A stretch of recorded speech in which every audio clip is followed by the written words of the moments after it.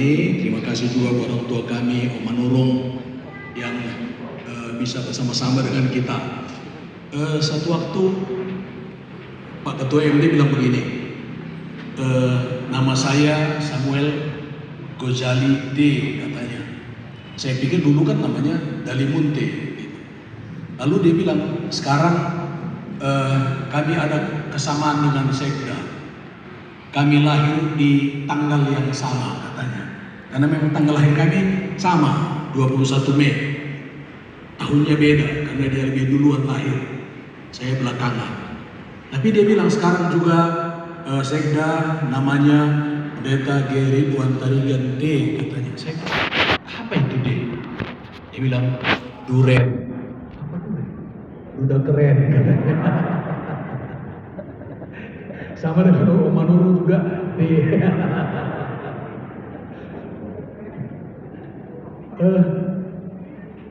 Ya sakit memang ditinggal kekasih. Betul. Tapi kita tidak boleh terpuruk di situ. Harus bangkit untuk melayani Tuhan. Baik saudara, tema Natal kita, dialah damai sejahtera kita yang mempersatukan. Itulah tema Natal nasional kita yang dibuat oleh Majelis Pusat. Waktu saya renungkan ayat ini, sebenarnya sudah berapa kali saya khotbah tentang dialah damai sejahtera kita. Tapi ketika ini kembali didengungkan, dan tadi waktu kita nyanyi tak lama lagi Tuhan datanglah, bagi saya ini sesuatu yang klop. Kenapa? Akhir zaman, salah satu hal yang paling menonjol adalah perpecahan. Itu akan paling menonjol. Iblis akan berusaha bagaimana supaya gereja-gereja nggak bisa bersatu. Bagaimana supaya hamba-hamba Tuhan nggak boleh bersatu. Tak lama lagi dia akan datanglah. Tapi biarlah damai sejahtera Kristus yang mempersatukan kita. Dialah damai sejahtera kita. Saudara-saudara, banyak hal yang bisa mempersatukan orang. Misalnya olahraga. Kalau misalnya ada pemain timnas yang sedang main, begitu dia buat gol, nggak pernah kita tanya dia Kristen apa Islam. Nggak pernah kita tanya. Yang penting gol, semua bilang haleluya. Yang Kristen bilang haleluya, yang Islam bilang ya terserah mereka lah kan. Tapi semua kita bersatu, bersorak. Nggak ada yang bilang itu yang bikin gol itu bukan Kristen, kau jangan beriak. Nggak ada itu. Artinya itu bisa mempersatukan. Walaupun persatuan itu sangat fana. Uang bisa mempersatukan. Lihat aja waktu pemilu. Kita nggak kenal dia, yang penting kasih uang. Ini foto dia, satu langsung tusuk dia. Itu bisa bikin bersatu. Hobi bisa buat orang bersatu. Satu waktu saya pergi ke warung, lalu orang lagi ngomong di situ, lalu saya datang. Pak, mari Pak, minum. Dia bilang, Bapak tahu umpan yang paling bagus katanya. Saya bilang, saya tahu. Apa Pak? Doa. Dia marah sama saya. Karena saya tahu doa yang paling bagus, umpan untuk orang datang ke gereja kan gitu. Rupanya dia mau umpan pancing. Jadi artinya hobi memancing itu bisa membuat orang bersatu. Tapi sekali lagi, kesatuan yang seperti ini adalah sangat fana. Tetapi dialah damai sejahtera kita yang mempersatukan. Kalau ada orang yang melayani dia, yang di dalam Tuhan, melayani Tuhan, atau ya ada juga yang seolah-olah dalam Tuhan, tapi nggak bisa bersatu, berarti ada sesuatu yang salah. Ada sesuatu yang salah. Mestinya kalau kan bersatu. Tapi seringkali itu, ya apalagi di Tanah Karo, satu gereja aja bisa nggak bersatu. Siapa yang menerima tamu? Siapa yang bilang keluarga yang ini yang menerima tamu? Cepat kali dia datang supaya nggak salaman di depan. Penerima tamu belum datang, dia sudah datang duluan. Kalau dia terlambat, dia tunggu selesai, sudah duduk penerima tamu baru dia datang. Nggak bisa bersatu. Nah, lalu nanti di sorga dia sebelah mana ya? Aku nggak bisa kalau dengan kau di sorga nggak bisa aku. Lalu dari mana? Sorganya sorga yang mana? Dan ini sekarang bukan hanya di kalangan jemaat, di kalangan orang-orang yang di atasnya pun ada yang mengalami hal yang sama. Saya baru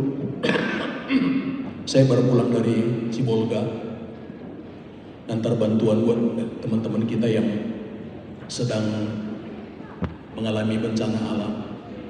Saya tanya, ayo didata ya, jemaat-jemaat yang sangat-sangat terdampak didata supaya kita kasih bantuan. Ada yang bilang, Pak, yang kelompok sana didata nggak? Saya bilang semua pendeta GPDI didata. Bagi saya nggak ada sayap kanan, sayap kiri, karena semua kita tidak punya sayap. Ya udah, data semua. Akhirnya mereka, jemaatnya ini selama ini nggak mau ikut kita, Pak. Saya bilang data. Bagi saya nggak peduli. Kenapa? Karena saya ingin bersatu. Saya ingin bersatu. Nggak peduli selama ini pun dalam tugas sebagai sekretaris masjid daerah, bagi saya nggak pernah ada kelompok ini, nggak pernah ada. Kalau mereka mengaku ada kelompok, terserah mereka. Tapi bagiku, di hatiku nggak ada. Semua kita orang GPDI. Nah, saudara yang dikasihi oleh Tuhan, ada beberapa hal yang saya ingin kita lihat hari ini. Dialah damai sejahtera kita.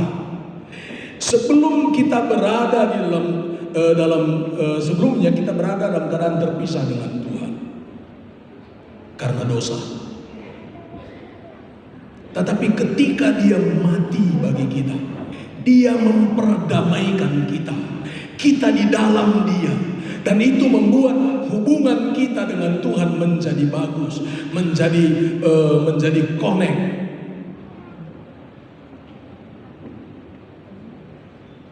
Suatu waktu saudara saya marah dengan saya. Saudara anaknya Inang Muda, dia bilang, kenapa kalian gak ke kuburan malam Paskah? Saya bilang, ngapain ke kuburan malam Paskah? Gak ada yang pasang lilin di kuburan bapak itu, katanya bapakku. Gak ada yang pasang lilin di sana. Nanti kalau lewat malaikat dia gak lihat, katanya. Kalau malaikat dililini baru lihat, itu bukan malaikat namanya.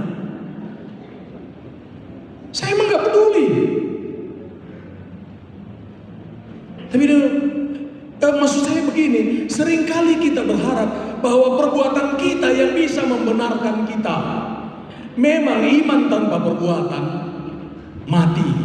Tetapi perbuatan tanpa iman nggak ada nilainya di hadapan Tuhan. Yang nggak ada nilainya. Jadi dia sudah mati buat kita. Melalui pengorbanannya dia menghubungkan kembali hubungan yang terputus itu.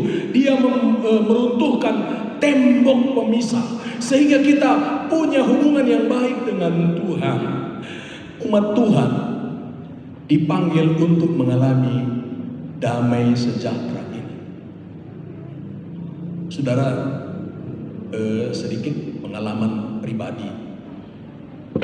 Waktu istri saya meninggal, teman-teman saya yang duluan jadi duda datang ke rumah.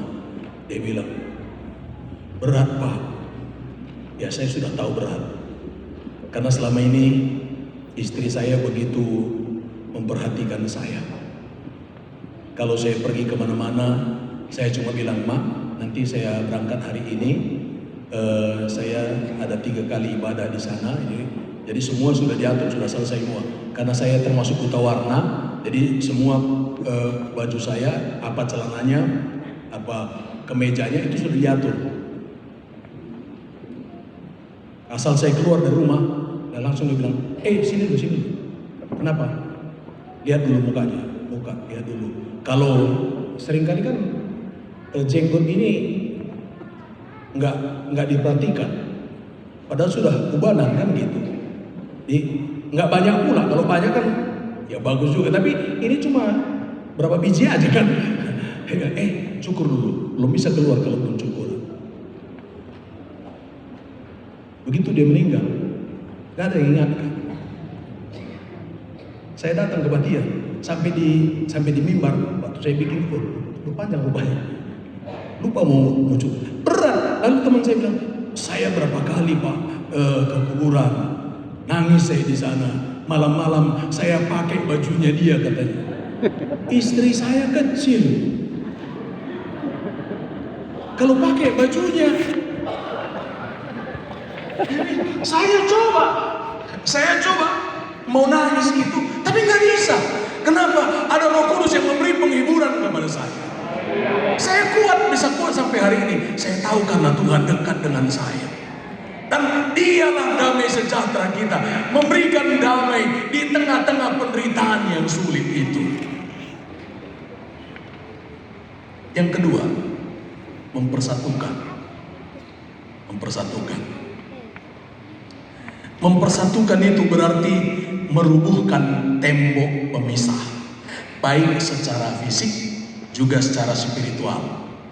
Secara fisik itu menurut tulisan Alkitab itu Yahudi dan non-Yahudi dipersatukan. Secara spiritual antara manusia dengan Allah dipersatukan. Doa Tuhan Yesus supaya kita bersatu, itu doanya. Masalahnya seringkali kita nggak bisa bersatu. Apa yang membuat tidak bisa bersatu? Ada perbedaan? Memang ya semua kita berbeda, tapi ada perbedaan yang justru membuat kita tidak bisa bersatu, ya, tidak bisa bersatu. Prasangka. Aku kulihat tadi Mama Siano itu pasti gak beres itu.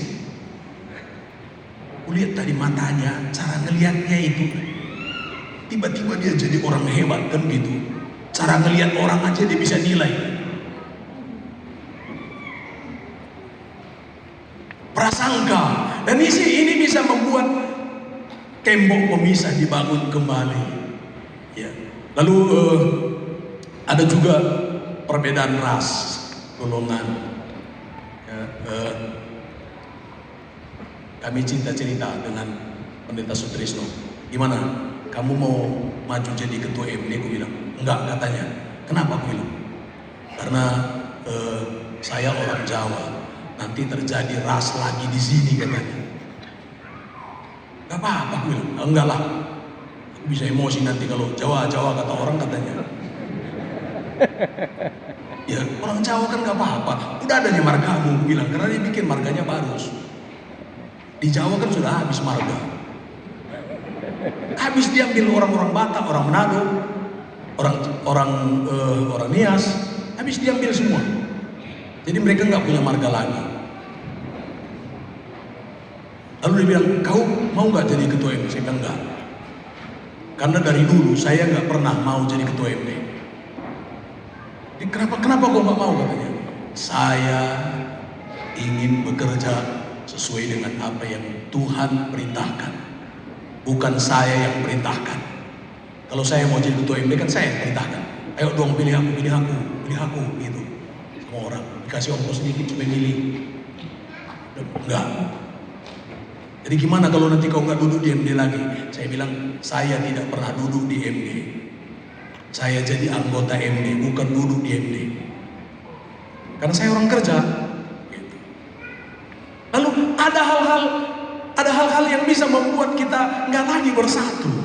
di bawah bendera yang sama, tapi nggak bisa bersatu. Persekutuan sudah nggak ada. Dialah damai sejahtera kita yang mempersatukan. Yang mempersatukan. Saudara yang dikasih oleh Tuhan, ada lagi perbedaan status sosial di gereja kami. Kalau orang kaya yang meninggal, saya bebas saja suruh siapa saja melayani. Tapi kalau orang miskin harus saya. Perhatian jemaat juga harus beda. Orang miskin harus lebih diperhatikan. Kenapa? Orang kaya banyak yang perhatikan. Orang miskin bisa nggak ada yang perhatikan. Udah 4 kali orang miskin meninggal, saya yang bikin petinya. Nggak sanggup dia beli peti, saya yang bikin petinya. Nggak masalah. Kenapa? Untuk membangun persatuan, supaya tidak ada jurang pemisah di dalam gereja. Jadi dia mempersatukan. Denominasi gereja juga banyak membuat perpecahan, bukan? Kadang-kadang kita orang GPDI sombong-sombong. Kadang-kadang kita merasa orang-orang sebelah itu di bawah kita. Padahal dalam banyak hal mereka lebih dari kita. Kita 2:10 malam aja banyak yang malas datang. Mereka pekan-pekan doa aja ngumpul semua. Satu waktu pas kami lagi ibadah rumah tangga. Ini jemaat kita yang di samping. Jadi ini tempat kita ibadah, sebelahnya itu juga jemaat. Istilahnya itu balik papan. Di balik papan itu kan ada 3. Balik papan di Kalimantan, balik papan sebelah dinding, satu lagi dalam peti. Itu kan di balik papan juga kan. Lalu kami sore-sore, lalu dia ngomong dia bilang, jangan ribut kali. Jemaat GPD. Dia ngomong sama ibadah GPD, jangan ribut kali. Lalu mereka bisa saya, kata setelah jangan ribut kali. Dia bilang, ayo berdiri semua, lompat memuji Tuhan. Teriak.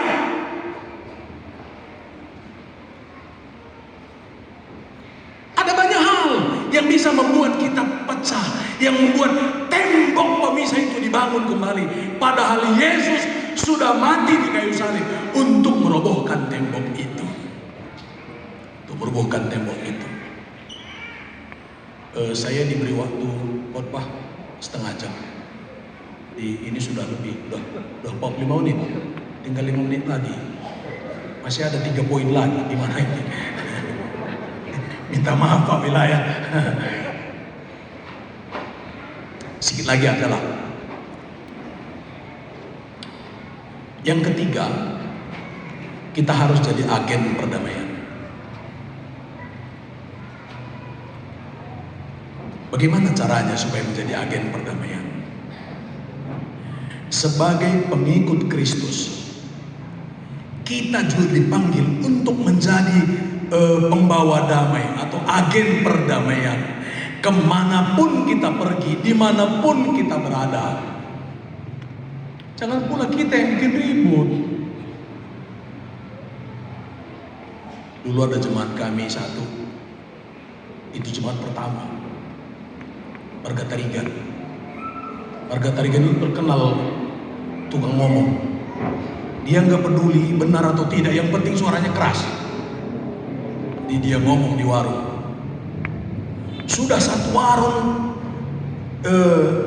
sebelah, dia sendiri sebelah.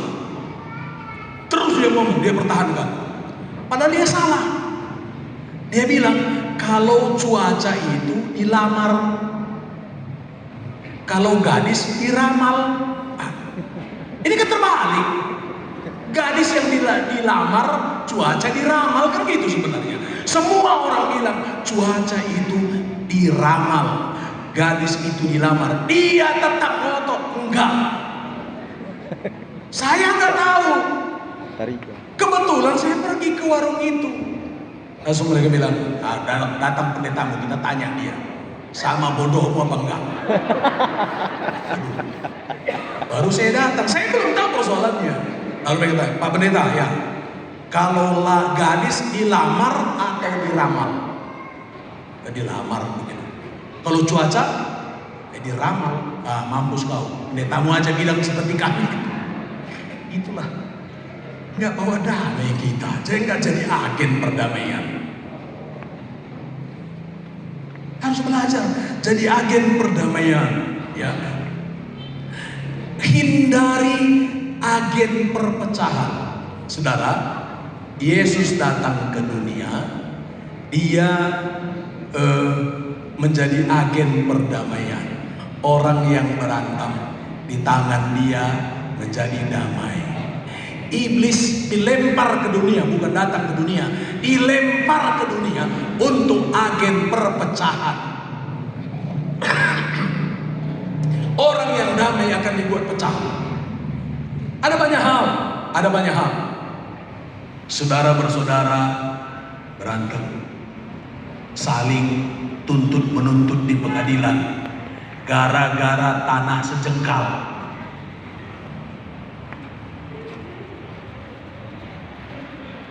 Waktu mama saya meninggal, kami ada tanah sekitar 3 hektar.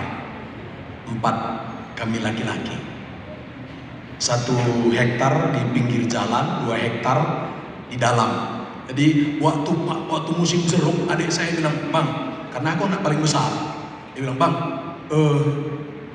udahlah, kalian yang itulah 1 hektar bagi 2. Karena saya dengan adik saya yang di Batam, kami dua-dua hamba Tuhan. Jadi udah, kami yang di dalam ini 1 hektar 1 orang. Oke, silakan. Begitu mama saya meninggal, dia bilang, Bang, kita rombak lagi. Rombak gimana? Kita jual yang 1 hektar, lalu yang 2 hektar kita bagi 4. Kenapa? Aku butuh uang, Bang, katanya. Butuh uang. Yang 1 hektar ini bisa dijual sekitar 7 miliar. Belum laku sampai hari ini. Kalau dia mau beli, boleh. Sedikit promosi. Yang lain, keluarga yang lain, dulu waktu panen jeruk, dia udah nikmati hasilnya. Sekarang kok minta begini? Saya bilang, nggak apa-apa. Perdamaian lebih penting. Bersatu itu lebih penting. Sebab ketika kita duduk bersama dengan rukun, kesana akan diperintahkan Tuhan berkata. Amin. Harus jadi agen perdamaian. Jangan pula kita enak kali kau. Buat gini, enak di kau, nggak enak di aku. Nggak gitu. Kalau Tuhan mau berkati kita, sejengkal tanahmu cukup untuk memberkatimu. Amin.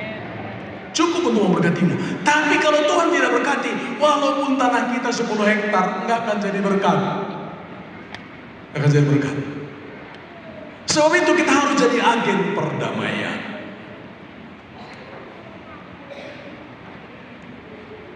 Melalui Natal hari ini, kita diingatkan untuk menghidupi realitas kehidupan ini menjadi agen perdamaian yang mempersatukan kita. Haleluya. Haleluya. Kalau anak Tuhan ketemu anak Tuhan di pasar, masih saling kenal. Jangan-jangan cuma di gereja saling kenal.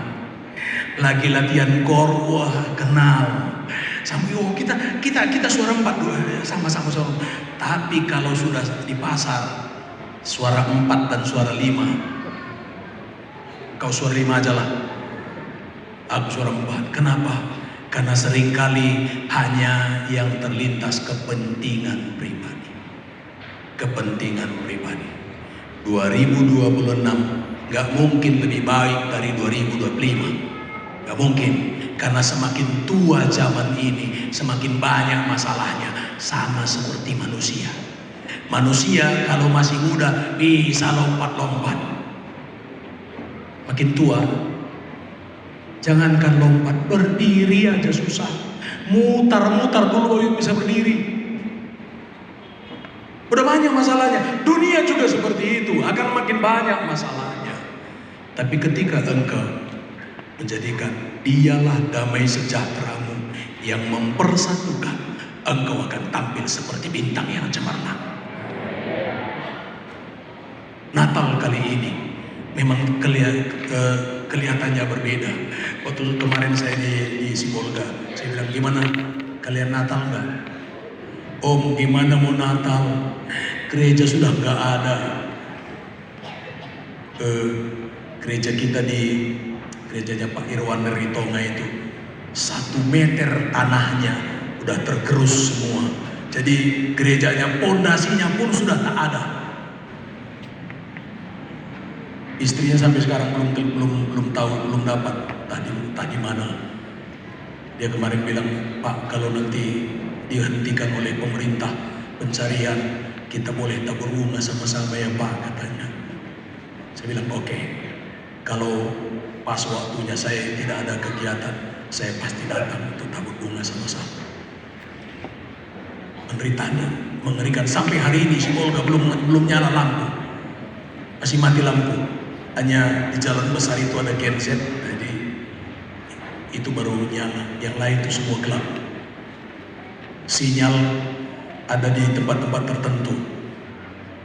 Mengerikan.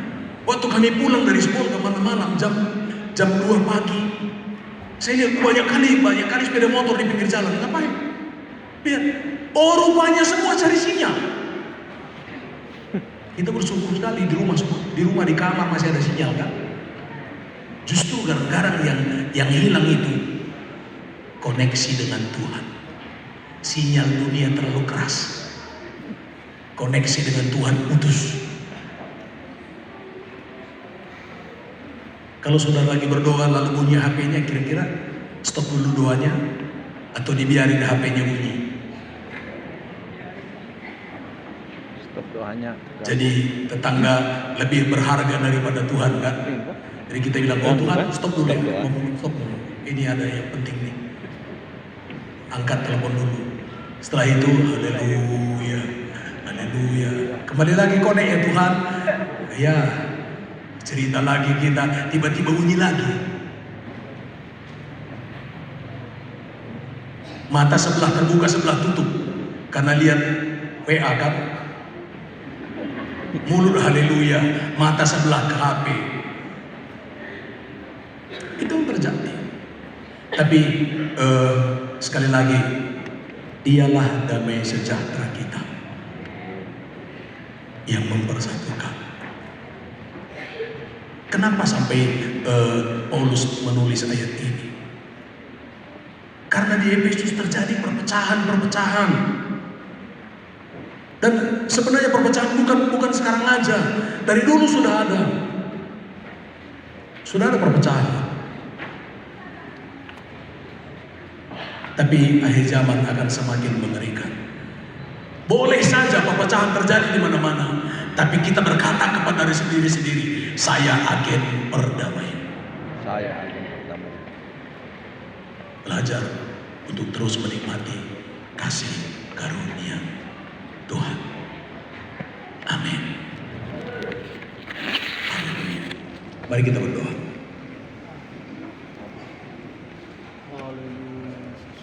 Haleluya. Tuhan lihat hatimu.